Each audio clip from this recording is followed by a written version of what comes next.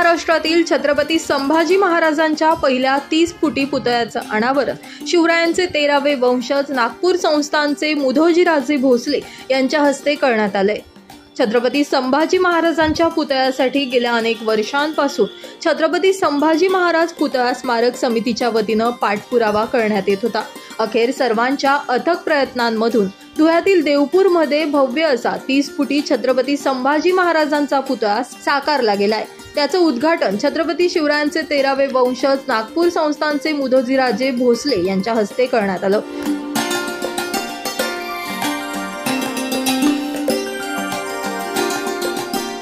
सगळे युद्ध त्यांनी जिंकले हे फार महत्त्वाचं आणि असे छत्रपती संभाजी महाराजांनी या स्वराज्यासाठी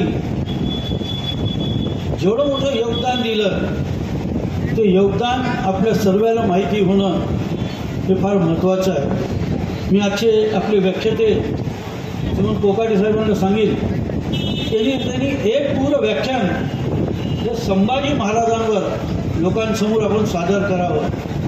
त्यांच्या बालपणापासून कसं कठीण आई वारल्यानंतरचा त्यांचा काळ, त्यानंतर स्वराज्यासाठी एक नाही दोन नाही तीन वेळा ओलीस ठेवण्याचं काम, स्वराज्य वाचणं जेव्हा अवघड होत होतं तेव्हा शिवाजी महाराज संभाजी महाराजांची मसलत करून त्यांना ओलीस ठेवण्याचं कार्य करून स्वराज्याचं 3 वेळा स्वराज्य वाचवण्याचं कार्यसुद्धा आपण संभाजीराजांचं योगदान विसरू शकत नाही। बालपणापासून वडिलांनी स्थापित केलेलं स्वराज्य हे कसं टिकावं, ज्याच्या रंगात अंगात मासात हृदयात होतं असे छत्रपती संभाजी महाराजांचं आज आपल्या धुळे शहरामध्ये हे स्मारक उभं झालं। त्याबद्दल आपल्या संपूर्ण धुळे शहरवासियांना मी खूप शुभेच्छा देतो आणि युवा पिढीला मी सांगू इच्छितो की छत्रपती संभाजी महाराजांचं फक्त स्मारक बनवून आपण इथं थांबू नका। आपण त्यांचे आचार विचार आपल्या मनामध्ये आपल्या हृदयात आपण त्यांचे आचार विचार बिंबवले तर मला वाटते आपलं सुराज्य हे खऱ्या अर्थाने सुराज्य राहण्यास आपल्या सगळ्यांचं सहकार्य लागेल। 16 भाषांचे पारंगत छत्रपती संभाजी महाराज, 16 भाषा या त्यावेळेस पारंगत असणं आजचा युग आणि त्यावेळेचा युग आपल्याला माहिती आहे।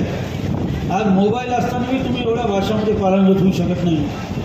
असे 16 भाषाचे पारंगत ज्यामध्ये विशेष म्हणजे मराठी, हिंदी, संस्कृत, इंग्रजी, उर्दू, फारसी, अरबी भाषा आणि अजून विविध भाषांमध्ये त्यांचं प्रभुत्व। आत्ताच व्याख्यान करताना सांगितलं कोकाटे साहेबांनी की विविध ग्रंथ त्यांनी लिहिले आणि बुधभूषणात 14 वर्षी लिहिलेला ग्रंथ त्यांचा आज भी अजरामर आहे। आणि हा योग आज मला इथं आला आणि मी माझं भाग्य समजतो की या कार्यासाठी मी येऊ शकलो आणि हे कार्य आज माझ्या हातून उद्घाटन म्हणून इथं घडलं, त्यासाठी माझं भाग्य मी समजतो।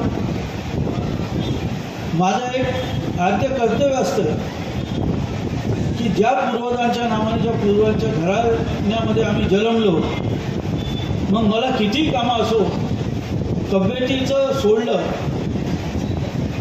तर किती राजकीय कोणत्याही क्षेत्राचं कार्य असो, पण जेव्हा छत्रपती शिवाजी महाराज किंवा छत्रपती संभाजी महाराजांचं स्मारक आणि या ठिकाणचं जर कार्य असलं तर त्याला आपलं आद्य कर्तव्य मानून आमच्या घराण्याने त्या ठिकाणी येणं हे फार आवश्यक असतं आणि आज मला तो योग आला।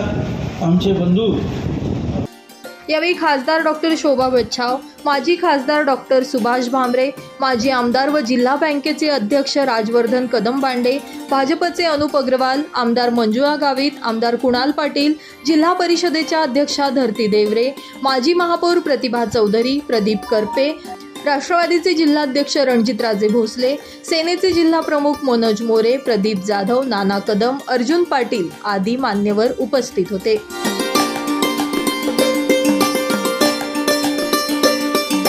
सुनील निकम, माझा महाराष्ट्र न्यूज, धुळे।